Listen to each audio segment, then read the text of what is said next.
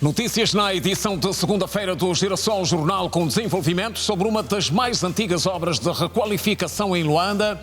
Estivemos no bairro emblemático, bairro popular, Quina. Boa noite. Boa noite, Simeão. Temos outras notícias também. Estivemos também na estalagem no interior do município de Viana, onde demos com um quadro crítico que envolve várias famílias.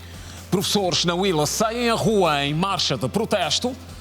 Segunda-feira marcada pela aprovação do Orçamento Geral do Estado para 2023 no Parlamento. Recepção no Palácio da Subsecretária-Geral das Nações Unidas para os Assuntos Africanos. Novas revelações sobre as riquezas de Angola em minerais. No Dia Mundial da Rádio, não falta desporto com as últimas novidades do país e do mundo.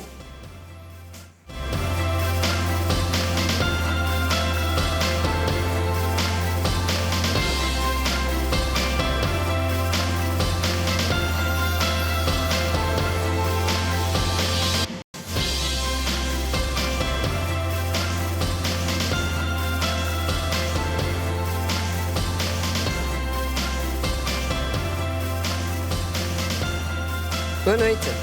Olá, bem-vindo. A atualidade começa hoje em Cacoaco, mais concretamente no bairro Paraíso, e com um caso triste de um jovem que morreu apedrejado. Segundo testemunhas, a vítima de 22 anos, que deixa viúva e um filho, foi confundido no exato momento em que acontecia um assalto na zona. O caso já é de conhecimento da polícia. Não negaram meu filho. Meu filho não rouba. Meu filho é humilde, todo mundo conhece meu filho. Tudo aconteceu na última sexta-feira, quando Maurício Catumbela, de 22 anos, passava por volta das 4 da manhã por esta rua do bairro Paraíso, em Cacoaco, onde foi confundido com miliantes que assaltavam uma residência. Segundo o tio do malogrado, que clama por justiça, o seu sobrinho foi morto alegadamente por um grupo de patrulha organizado pela Comissão de Moradores do bairro Paraíso. Os senhores agiram de má fé, são homens que pertencem à Comissão de Moradores do bairro do Paraíso. Os senhores, eles disseram que estavam em trabalho de patrulha porque havia muitos assaltos nas mediações, mas o nosso sobrinho não tem passagem pela polícia. Ele era uma pessoa de boa fé, de um trato muito fácil. Pronto, era daquele que para nós também era o nosso pilar. Com os olhos carregados de dor e tristeza, Dona Rodé, que não mais voltará a ver o seu filho, conta que Maurício era um jovem dedicado ao trabalho. Ele viu mesmo, não tem nada de melhor, o emprego não aparece, então preferiu, o outro lhe puxou lá no mercado, começou a trabalhar. Mesmo a hora dele de sair 4 horas. Então, nessa sexta-feira, ele saiu 4 horas. Então, lá onde é que isso aconteceu, o caso, passou um assalto. Então, o senhor que foi rompido deu a corrida nos gatunos, não conseguiu. O senhor, quando voltou, deu um encontro com meu filho, que é mesmo você que eu estou a te procurar. Conversamos ao telefone com o presidente do Conselho da Comissão de Moradores, que contraria a versão dos factos. Se de verdade que estavam a acudir casa do senhor Lula na minha casa não veio ninguém, da minha casa para lá é viajar. É mentira, isso é pura mentira, faça a informação, é de má fé da parte da família. Não existe grupo de apito no bairro Paraíso. Não tinha problema com ninguém. Fiquei admirada, para me tirar esse clino, até estar aqui triste mesmo. Fiquei triste mesmo, não tenho nada de contar de mal dele, não. A partir da mulher até ele próprio. É aqui neste local aonde tudo começa. Maurício, que diariamente sai de sua casa por volta das 4 horas, passa por este trajeto que o leva até o mercado do Quicolo, aonde trabalha. Mas segundo os seus familiares, Maurício foi encontrado morto por esta via que dá acesso até a pracinha do Paraíso. Maurício deixa viúva e um filho de 1 ano e 6 meses e a esposa concebida de 2 meses. Por favor, eu só quero justiça. Ele deixou um filho de 1 ano e 6 meses e gravidez de 2 meses. Quem que vai me assumir é quem? O caso já é de domínio do SIC, que promete pronunciar-se nos próximos dias. Ele havia prometido que deveria comprar casa para o filho dele. Quem que vai comprar mais? E seguimos com desenvolvimentos sobre uma das mais antigas obras de requalificação em Luanda. Estamos a falar de cerca de 4 anos de uma empreitada que não avança. As obras de requalificação do bairro Popular foram lançadas em 2019, com um orçamento de 120 milhões de dólares. Não tem cabimento, sabendo que aqui temos a vala, aonde vai essa água. Poxa, a gente está a ver isso. Está tudo bem, mas eu vou responder o seguinte. O problema do engarrafamento não é só por causa da avaria da válvula da IPAL, de 800 milímetros. A pouca iluminação pública nas ruas, o mau estado das vias secundárias e terciárias e os constantes assaltos no período noturno, devido ao atraso na conclusão das obras públicas no bairro Popular, são as principais preocupações dos moradores nos últimos tempos. Por isso, eles pedem a intervenção urgente das autoridades para a conclusão das obras. Vivo aqui no bairro Popular há 74 anos. O atraso da conclusão das obras faz com que o bairro Popular hoje vale a pena até viver num matagal do que viver no bairro Popular. Iniciaram o trabalho, não acabam. Você vai ali ao lado da Cimex, aquilo é uma lástima. Vem aqui à frente dos bancos, então, aquilo já não se diz nada. A promessa dele era que nós não podemos um festival 2023 com essa obra, queria já acabar, mas desde que ele meter ali, só parar aqui. Então, estou a impedir os caras a sair, a entrar. Essa não é dificuldade. Se ele pode nos ajudar a acabar com essa obra, então, para facilitar a saída, também a entrada do carro quando não estava a ir trabalhar. Devido à não conclusão de várias obras, algumas ruas voltaram a ser palcos de assaltos por falta de iluminação pública e, em outras, há muito tempo que as viaturas já não circulam. Têm que saber fazer os contratos com as pessoas dignas, com as pessoas responsáveis para o trabalho correr da melhor maneira. Desde que disseram que vão mexer a obra, nada, a iluminação também não tem. Então, isto nos dá muito medo, porque às 20, 21, mas assim 22 não dá para passar daqui por causa dos delinquentes que aqui não tem iluminação e a rua também não está lá muito boa. Há 4 anos, isto é, em 2019, o governo angolano tinha disponibilizado cerca de 120 milhões de dólares para a reabilitação de 47 ruas do bairro Popular. Mas até agora, várias delas continuam sem a devida reabilitação. Aqui na rua Pisca, é possível perceber que uma parte da rua está reabilitada, mas outra continua sem asfalto, situação que tem tornado difícil a vida dos moradores. E a administração do distrito urbano do Neves Bendinha admitiu a falha e promete tudo fazer para a resolução do problema. São 3 empresas que estão adjudicadas para este projeto, que é a Motengil, a MCA e a Greener. Como já houve a nova adenda financeira, de acerto financeiro com as entidades máximas, então já se retomou as obras. Então, no OGE vai se programar a adenda financeira e vamos dar continuidade sempre das obras. Embora que está a andar num caminho mais ou menos lento, mas nesse momento o governo vai fazer esforço e vai dar força que acelera as obras. O projeto previa também construções em 3 anos de redes de drenagem das águas pluviais,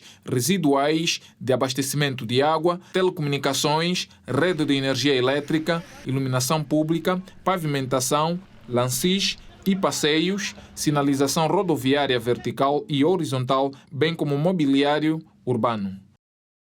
E avançamos para a estalagem com Edna Firmino, que na reportagem a seguir mostra o quadro preocupante do dia-a-dia de algumas famílias. No interior deste bairro, afeta o município de Viana.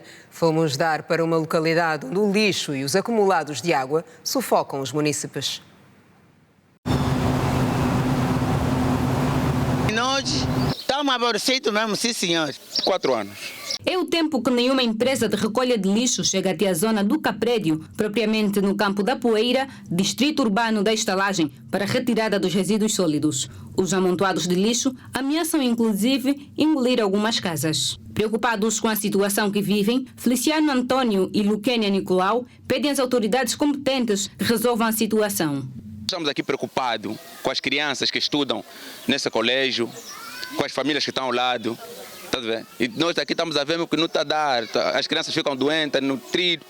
Então nós estamos a pedir ajuda ao governo. Como enfermeira daqui do bairro, é muito recorrente em minha casa baterem em porta com vizinhos doentes, com muita febre. E eu presto os primeiros cuidados de saúde, mas não é tanto, a demanda é muita para aqui, para o nosso bairro. Temos aqui o centro de saúde da Boa Nova e que também acarreta muitos pacientes com a demanda desse lixo. Então nós gostaríamos de pedir que o governo olhasse essa situação do nosso bairro. O administrador adjunto para a área técnica e infraestrutura, Ivanildo dos Santos, disse que as alegações dos moradores daquela circunscrição não condizem com a verdade. Bom, isso não corresponde à verdade. Dizer que há mais de 3 ou 4 anos que nenhuma empresa vai para lá fazer a recolha dos resíduos sólidos. Mas, no entanto, este espaço está identificado por nós e, como acabei de dizer anteriormente, nós temos algum passivo. E alguns mais importantes que os outros, se podemos assim chamar, nós vamos fazendo a recolha, mas sem tirar a nossa responsabilidade ou a nossa atenção para com os outros. Os moradores, infelizmente, não conseguem ter um momento de lazer nos seus quintais por conta do cheiro e da presença constante de moscas e mosquitos e que as idas aos hospitais têm sido constantes. A situação está mesmo mal. Não conseguimos fazer piquenique nem no bairro, nem na rua, nem dentro do quintal. Não conseguimos descansar. As moscas, mosquitos, quando chove aqui é lastimável. Mas toda hora é mesmo ao hospital, não tem como. Os muros estão a cair, estamos sempre a levantar, mas a solução é mesmo retirar esse lixo. Foram implementados vários modelos de recolha de lixo na cidade de Luanda. Até agora, nenhum deles esteve feito. Principalmente neste ponto do bairro da Estalagem, propriamente no Caprédio, por trás do Campo da Poeira. Pedro Ngola, morador do bairro há 30 anos, explica que a situação nunca esteve tão grave como nos últimos anos e já colocaram a situação à comissão do bairro e lhes foi pedido calma. Só estão a nos dar baile, vamos lá, falam que já demos despacho, mas até agora o lixo não tiram daqui. Não sabemos mais o que vamos fazer. Gostariam que nos ajudasse a tirar o lixo daqui do bairro porque estamos mesmo muito preocupados. O administrador adjunto para a área técnica e infraestrutura do distrito da Estalagem, Ivanildo dos Santos, reconhece que existem alguns impedimentos para a recolha eficiente dos resíduos sólidos, mas que têm trabalhado com a empresa Vista Oeste para solucionar parte do problema. Na província da Huila, professores saíram às ruas em marcha. Na base, segundo o Simprof, está a demora na resposta ao caderno reivindicativo apresentado ao Ministério da Educação. Os professores da província da Huila, afiliados ao Simprof, marcharam na cidade do Lubango em protesto pela não solução dos pontos constantes do caderno reivindicativo da classe. Depois de uma assembleia onde foi abordada a situação das negociações com a entidade patronal, os professores percorreram várias ruas da cidade, exibindo cartazes, entoando cânticos e gritando palavras de ordem, reclamando por reajuste salarial, subsídios de risco e de atavio e pela melhoria das condições de trabalho. Para os professores, as marchas pacíficas na Huila vão continuar até que sejam satisfeitos os principais pontos constantes do caderno reivindicativo da classe. Em princípio, são vários os motivos. Nós temos um caderno reivindicativo dos professores já desde 2014, que até nesta altura não foi satisfeito. Mas nesta altura um dos motivos é mesmo queremos a desagravação do IRT. Encontramos professores que já lecionam, já trabalham há 20, 25 anos, foi apenas satisfeito a questão do nível acadêmico e o tempo de serviço continua sem solução. O motivo da marcha tem a ver com o salário que os professores oferem, aquilo que são os problemas do professor que já faz muito tempo que tem se vindo a negociar, mas que os professores têm se sentido desgastados e desacreditados, aqueles que lhes governam. Por isso temos hoje como esse pretexto e estamos aqui. E o secretário provincial do Simprof na Huila, João Francisco, diz que algumas das questões do caderno reivindicativo já foram solucionadas, mas ainda existem pontos importantes por resolver. Por exemplo, o uso da bata, esse problema já ficou ultrapassado, não é? O subsídio de isolamento vocês das mídias acompanham, foi aprovado pelo Conselho de Ministros, né? Como é que será doravante, aliás, agora já é lei o subsídio de isolamento. E outras questões, nessa altura o governo, na proposta anterior de 7,5 subiu para 12,5. É um passo, mas não é o satisfatório. Então, são esses, os outros são aqueles que têm a ver com a nossa relação, o nosso trabalho, porque há alguns casos que estão dentro daquele pacote da ATA que nós estamos agora a trabalhar com o próprio Ministério da Educação, do que tem a ver com o enquadramento dos colegas. Sabemos também que as promoções, a última fase terminou recentemente. Os demais estão ainda por resolver, são esses que constam na ata, como os titulares de direção e chefia, aqueles que foram nomeados e não estão a oferir. O processo está em curso, nós estamos a fazer a recepção dos documentos. Aqueles colegas que foram colocados, por exemplo, em categorias não próprias, também vêm neste pacote. Então, significa que o diálogo ainda está aberto, nós também temos as nossas tarefas a executar e, por esse facto, a greve ainda está, nesse momento, demos uma moratória, mas é ponto assente que essa moratória não vai até o fim do ano, não. Na segunda parte do jornal, desenvolvimentos sobre o que marcou o dia no Palácio. E ainda o Orçamento Geral do Estado 2023, já aprovado na Assembleia Nacional, reações e expectativas em torno do principal documento financeiro do país. Até já. Regresso das notícias. Foi hoje aprovado na Assembleia Nacional o Orçamento Geral do Estado para 2023. Que, contra algumas expectativas, passou com o preço do barril do petróleo fixado mesmo em $75. O país vai produzir 1,18 milhões de barris de petróleo diariamente, aumentando a produção pela primeira vez desde 2015. Associado a isto está o preço de venda no valor de $75 por barril. Este é o preço médio de referência da proposta de lei do OGE 2023, aprovado hoje na Assembleia Nacional, com 86 votos contra da UNITA.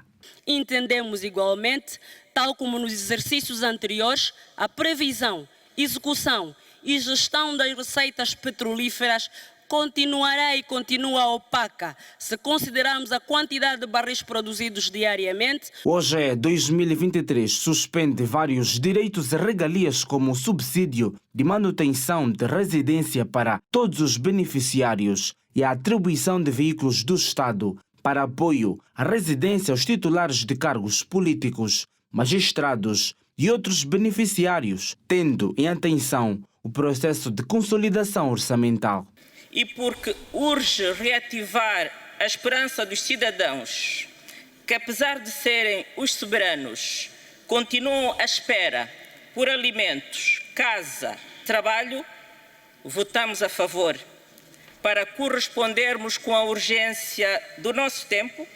E as nossas contribuições, por mais interessantes que sejam, não podem mudar de forma substancial a linha da sua concepção ou o espírito da sua elaboração, porque a nossa contribuição resume-se apenas em melhorá-lo, decidimos votar a favor.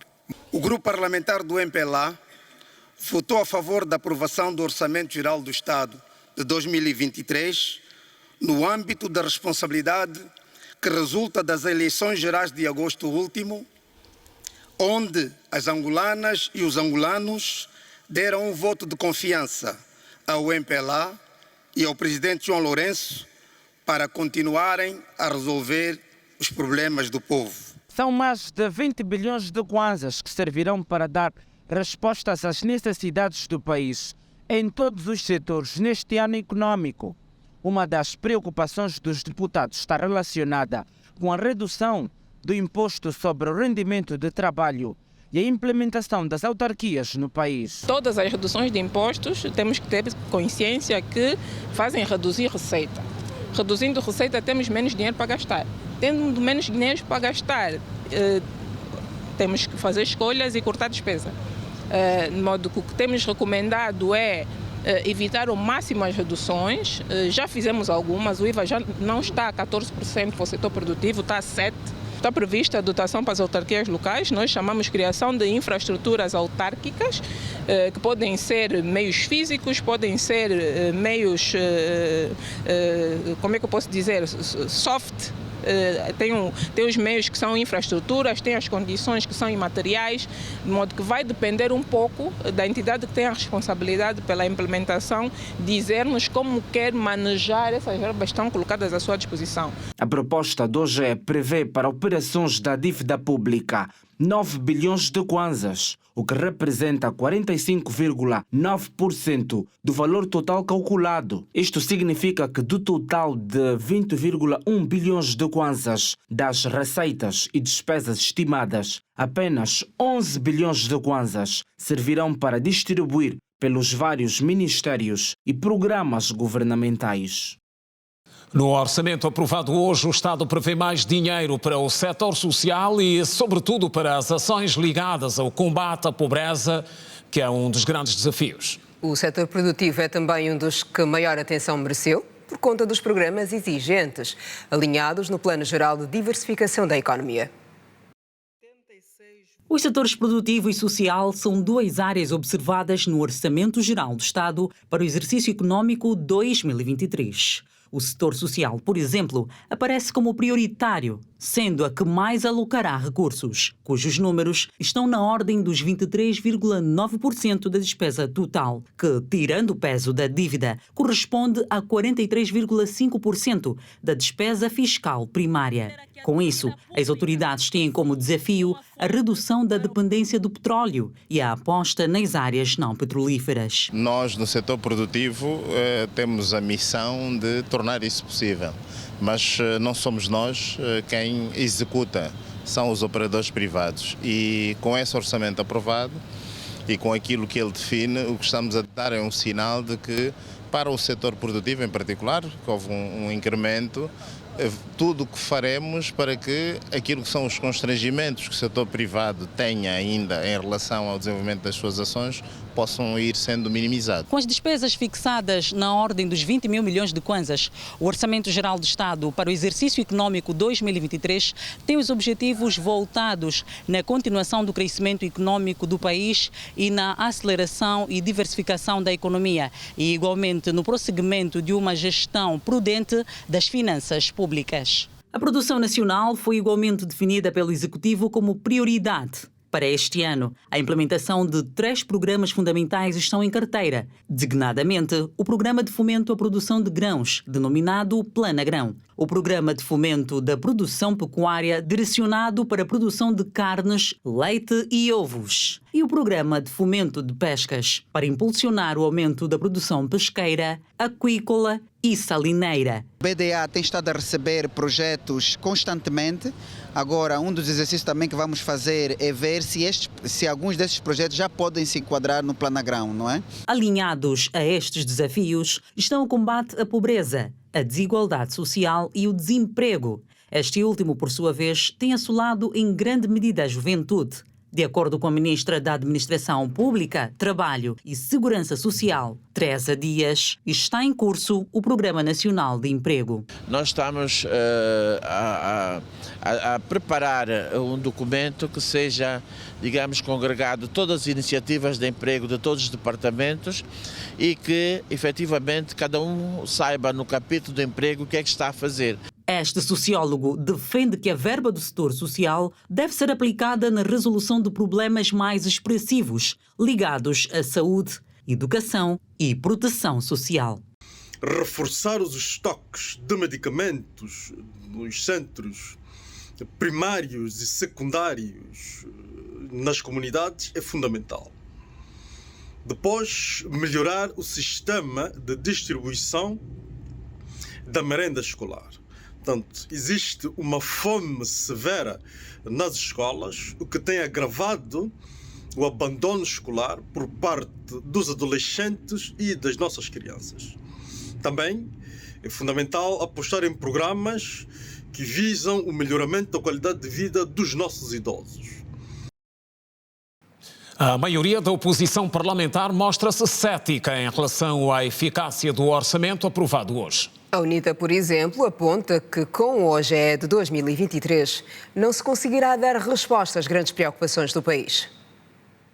Angola é independente há 47 anos. Conquistou a paz efetiva no dia 4 de abril de 2002. A primeira legislatura da Assembleia Nacional foi realizada de 1992 a 2008. Nessa legislatura, que durou 16 anos por causa do conflito armado, a UNITA tinha 70 deputados e não votou favoravelmente o OGE de todos os anos daquela legislatura, facto que veio a repetir-se nos anos seguintes. A visão que o partido que está no poder tem em relação aos aspectos fundamentais da vivência do nosso país não correspondem com os nossos. A nossa visão não corresponde, nós não atinamos. Em 2023, a UNITA votou contra a proposta de lei que aprova o Orçamento Geral do Estado. Desta vez, a justificação é o facto de considerar que as políticas monetária, cambial e a pauta aduaneira presentes na proposta não serem satisfatórias. Contrariamente ao recomendado em acordos de organizações internacionais e regionais, dos quais Angola é signatária há mais de 20 anos, que recomenda 20% do OGE para a educação e 15% para a saúde, infelizmente a presente proposta prevê apenas 7,7% para a educação e 6,6% para a saúde, o que está muito aquém das necessidades e dos desafios gritantes destes setores. Durante a terceira reunião plenária para aprovação na Generalidade do OGE 2023, o MPLA acusou os deputados da oposição, particularmente os da UNITA, de apenas aprovarem orçamentos da Assembleia Nacional, pois são os que garantem casas e carros para os deputados. Nós sabemos que vocês nunca aprovaram orçamento. O único orçamento que a oposição aprova, é bom que se diga isso ao povo angolano, o único orçamento que a oposição aprova é o orçamento interno da Assembleia Nacional. E sabem porquê? Sabem porquê? É o orçamento que paga salários, é o orçamento que dá carros, é o orçamento que dá casa. Este é o único orçamento. Temos praticamente 45% do OGE a serviço da dívida, não auditada, não certificada. Enfim, são várias as razões que nos levam a votar contra. O debate futuro é por que a gente vota contra o Orçamento Geral do Estado. Em termos práticos, nós já estamos a fazer, de modo que nós ouvimos o apelo da oposição nos exercícios anteriores, de modo que quem agora certifica a dívida pública comercial, ou seja, os atrasados, sempre que eles tiverem ocorrido fora do sistema, não respeitando a regra de execução orçamental, é a Inspeção Geral da Administração do Estado, que é um órgão inspetivo. O que faz é auditar. Agenda no Palácio. O Presidente da República recebeu hoje a Subsecretária-Geral das Nações Unidas para os Assuntos Africanos. Momento dominado por acertos no plano de resposta aos principais desafios do continente. A delegação das Nações Unidas está em Angola para avaliar questões importantes do continente africano, com particular destaque para os Grandes Lagos. Paz e segurança na região austral e central de África e na região dos Grandes Lagos trazem a subsecretária-geral das Nações Unidas, Marta Pobe, para os assuntos africanos ao nosso país, ao convite das autoridades angolanas para uma audiência com o chefe de Estado angolano João Manuel Gonçalves Lourenço. Aproveitamos a oportunidade para exprimir, digamos, as nossas felicitações ao Sr. Presidente pelo trabalho que ele pessoalmente e o país como Angola tem estado a fazer no que diz respeito às questões de paz e segurança na República Democrática do Congo, especificamente o famoso processo de Luanda. E também abordamos sobre como nós podemos dar apoio a este processo de tal forma que se possa utilizar como um lastro para bater as tensões que existem entre a República Democrática do Congo e a República do Ruanda. Sobre o compromisso de Angola na resolução de conflitos regionais africanos, Marta Pobe garante que as Nações Unidas estão disponíveis para dar o seu total apoio ao processo de Luanda.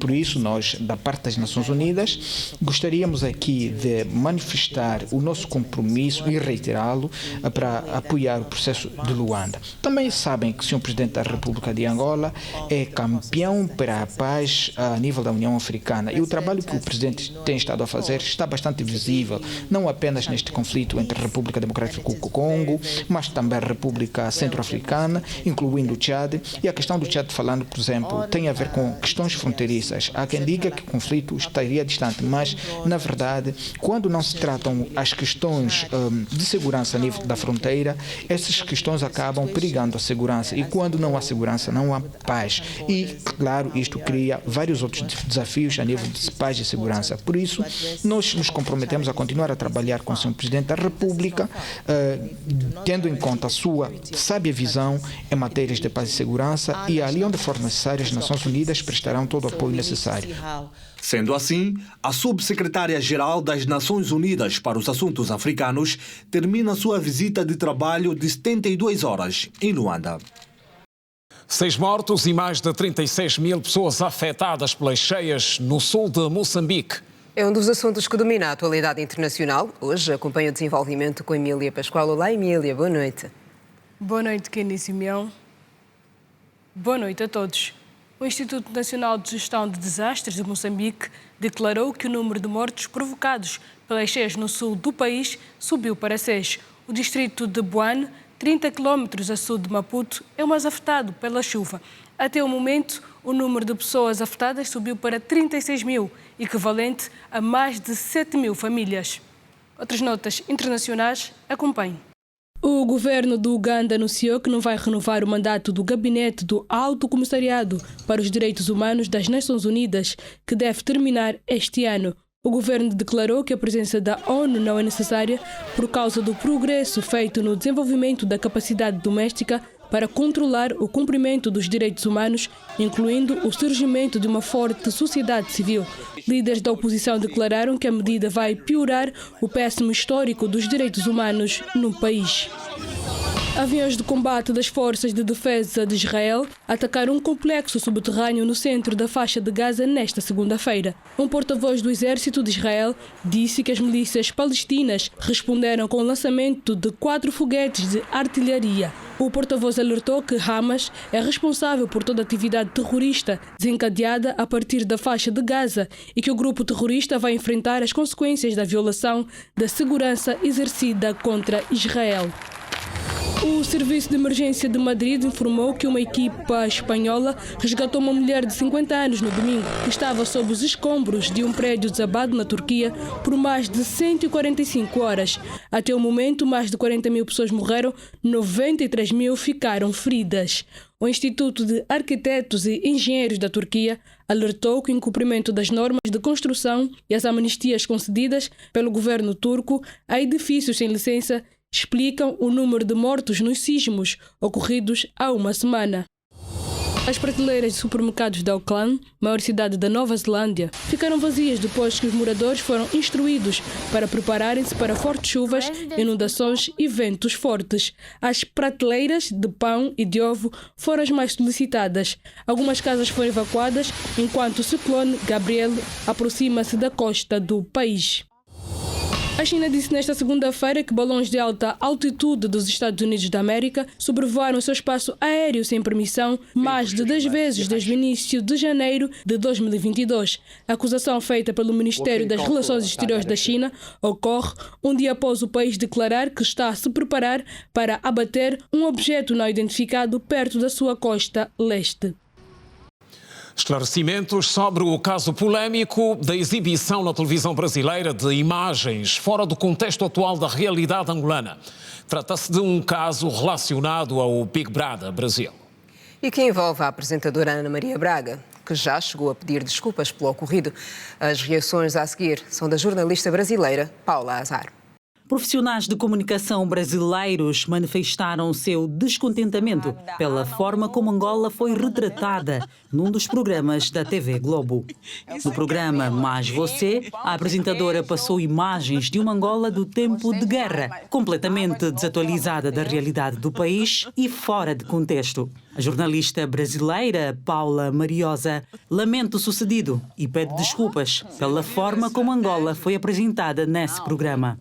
Meu nome é Paula Ázaro, eu sou jornalista, soube do incidente que aconteceu com Angola, do jornalismo brasileiro, peço desculpa pelos colegas. Nós aqui no Brasil sentimos muito que o jornalismo está cada vez mais deficiente, com algumas pessoas soltando notícias sem checar matéria, e muito menos a história. Sabemos que Angola saiu da guerra civil há mais de 20 anos.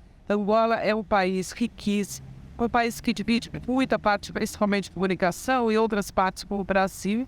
Peço desculpa realmente pelo que aconteceu, mas o Brasil tem sentido muitos problemas com deficiências do jornalismo, principalmente que tivemos uma eleição com algumas histórias muito mal contadas, muito decampadas, mas enfim, sinto muito Angola, vocês sabem que vocês moram no meu coração, falei muito da Angola há muito tempo atrás, e sei que é um país africano que eu não conheço, que um dia eu quero conhecer, mas que eu tenho vocês como irmãos. A entrevista que decorreu logo após a eliminação da concorrente angolana Tina Calamba, que participou da edição do Big Brother Brasil 23, levantou o debate nas redes sociais. E em Angola, várias personalidades reagiram com indignação. Pela repercussão que a situação provocou, a apresentadora do programa, Ana Maria Braga, já se retratou.